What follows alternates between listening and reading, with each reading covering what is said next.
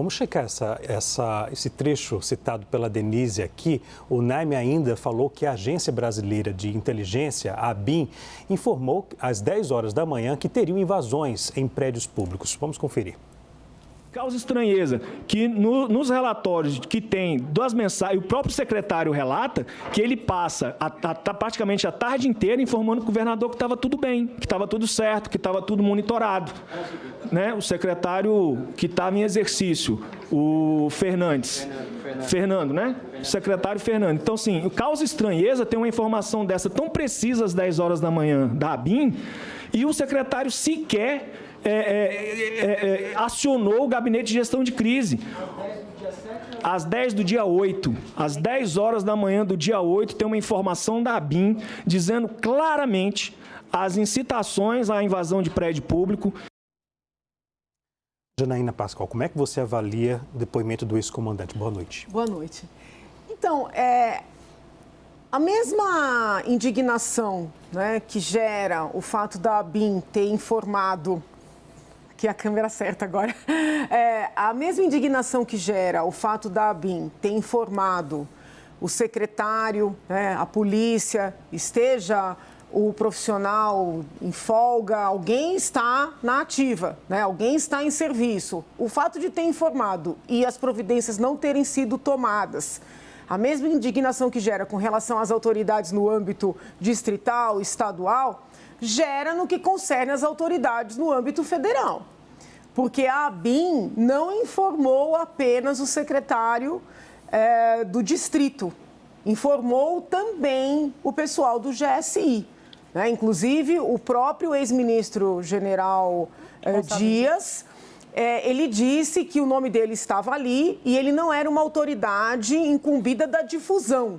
E ninguém perguntou de maneira clara na CPI, na qual ele já foi ouvido, espero que pergunte na CPMI, se, apesar de não ser um profissional incumbido da difusão, se ele confirma que recebeu a informação e que ficou absolutamente inerte. Porque ele próprio diz que chegou no palácio perto das 4 horas da tarde. Aliás, ele utiliza essa chegada tardia como uma forma de se defender, né, da acusação de que teria sido leniente com os invasores.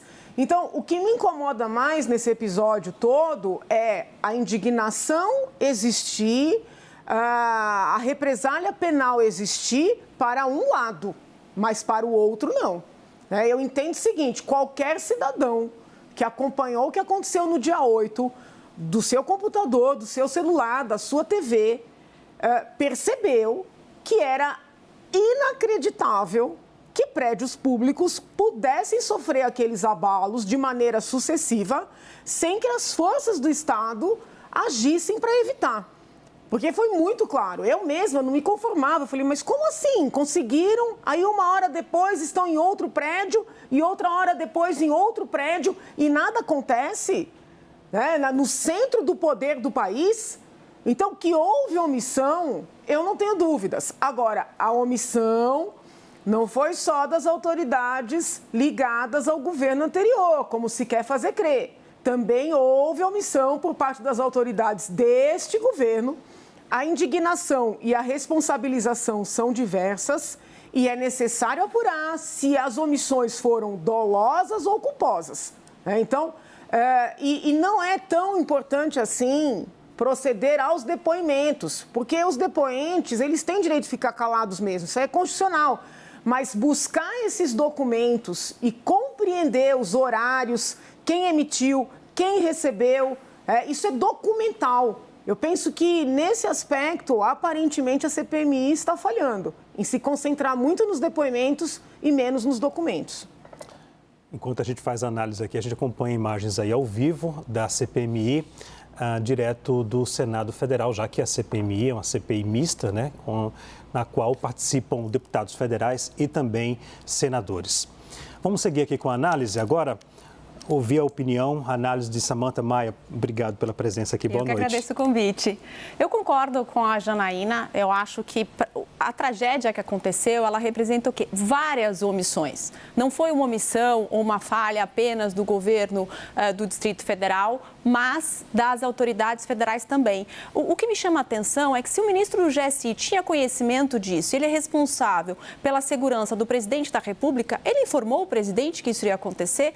Como pessoa de confiança do presidente, sabendo que a ABIN me manda um relatório de uma possível invasão, quais, né, as medidas que ele deveria tomar? Então, eu acho que falta um pouco de coerência e de aprofundamento nas investigações. Concordo com a doutora Janaína. A gente tem que se ater muito mais aos fatos do que aos depoimentos, porque os depoimentos são subjetivos.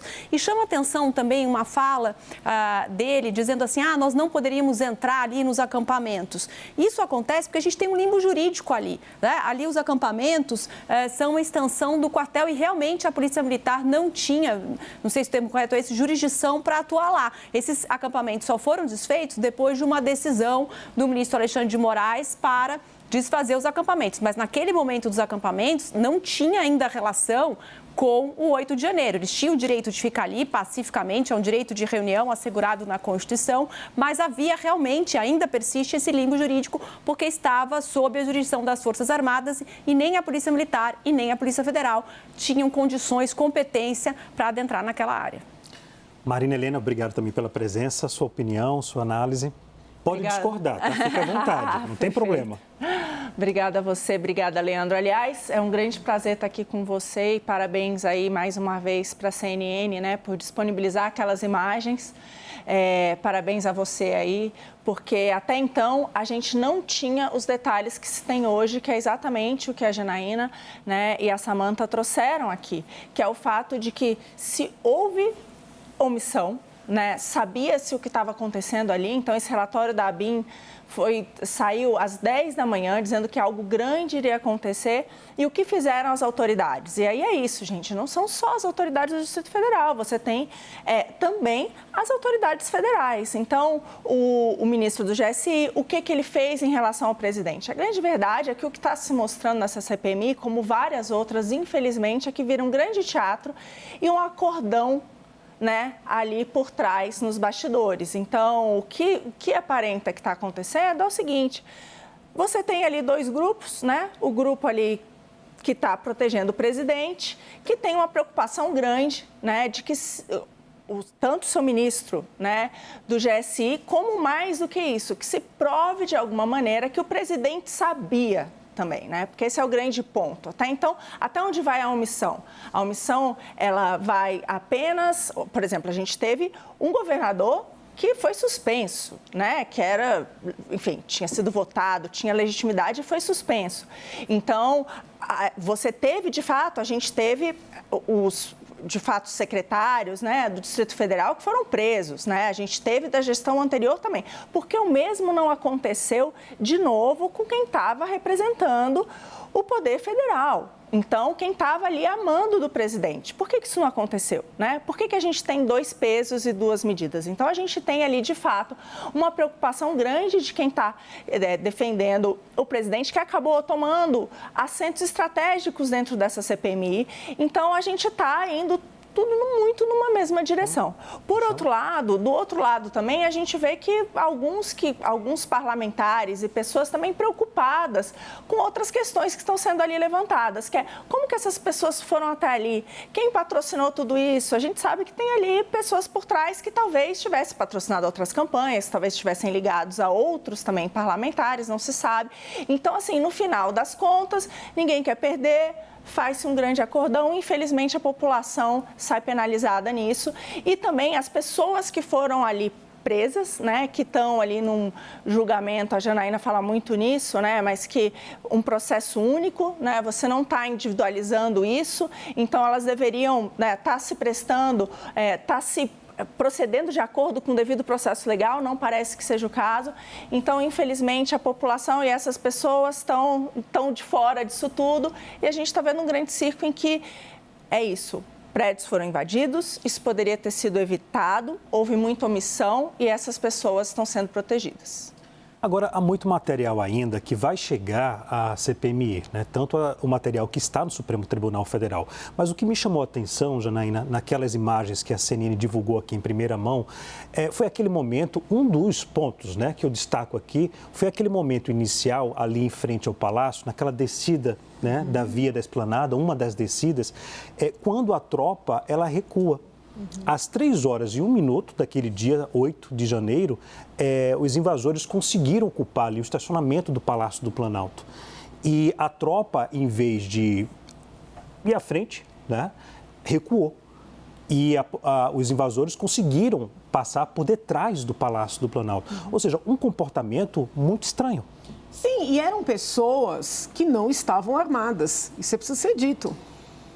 Não, porque é um golpe, foi um golpe tentado, crime contra o Estado Democrático de Direito. O que é crime eu não estou discutindo. Né? Entrar, destruir próprios públicos. Vandalismo. Quanto a isso eu não estou discutindo. Agora, que golpe é esse que as pessoas ingressam tranquilamente, desarmadas?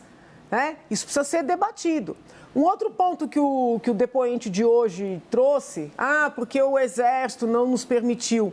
A bem da verdade, nós temos que separar um pouco os momentos, porque não foi novidade nenhuma. Muito embora isso estivesse em todas as manchetes no dia de hoje, isso não foi novidade nenhuma, isso foi falado à época. Depois que o presidente Lula assumiu, houve essa discussão se era caso de desfazer os acampamentos ou não. O ministro Múcio teve o entendimento de que não, como não havia violência ali, como não havia grave ameaça, que era livre manifestação, livre expressão. Então, assim, como é que isso muda de um momento para o outro? Né? Como é que agora querem criar esse liame de que não, já eram todos golpistas, atribuir responsabilidade criminal? Então, a gente tem que tomar um pouco de cuidado para olhar, né, vamos dizer, deste momento para trás, mas não esquecer o que aconteceu nos vários momentos. A relatora, ela decidiu traçar uma linha histórica. Não é que ela esteja errada, mas tem que tomar cuidado para não misturar esses vários momentos, sob pena de não se chegar até a verdade e cometer injustiças.